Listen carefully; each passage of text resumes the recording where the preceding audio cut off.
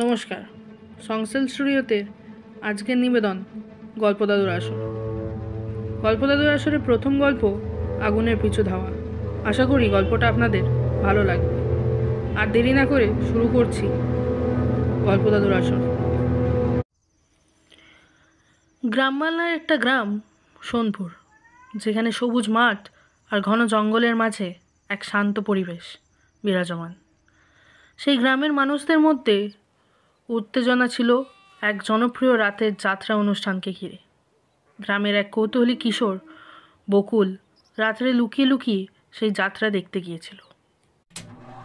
যাত্রা ছিল অসাধারণ, রঙিন পোশাক, মোহময় সঙ্গীত আর নাটকের চমক। সময় কখন কেটে গিয়েছিল টের ছিল না কারণে। হঠাৎ খেয়াল করলো বকুল রাত অনেক হয়ে গেছে।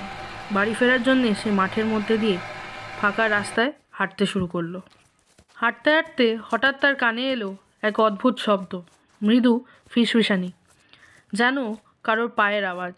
প্রথমে ভেবেছিল বাতাসের শব্দ, কিন্তু শব্দটা বাড়তে লাগলো আর তার নিজের পায়ের ছন্দ মিলে চলল।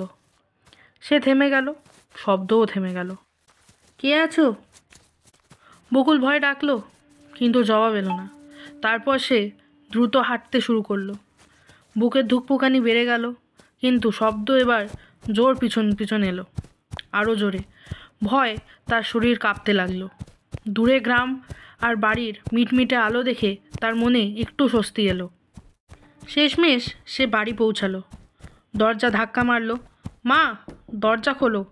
মা দরজা খুলতেই সে ভিতরে ঢুকে নিজের ঘরে ছুটে গেল।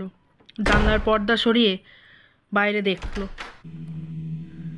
সে যা দেখল তাতে তার গা শিউরে উঠল। মাঠের মধ্যে এক আগুনের গোলা ভেসে বেড়াচ্ছে। গোলাটির উজ্জ্বলতা বেড়েছে যেন কোনো জীবন্ত প্রাণ। ধীরে ধীরে সেই আগুনের গোলা মাঠের দিকে চলে গেল এবং অন্ধকারে মিশে গেল। পরের দিন সকালে বকুল তার মা বাবাকে সব বলল।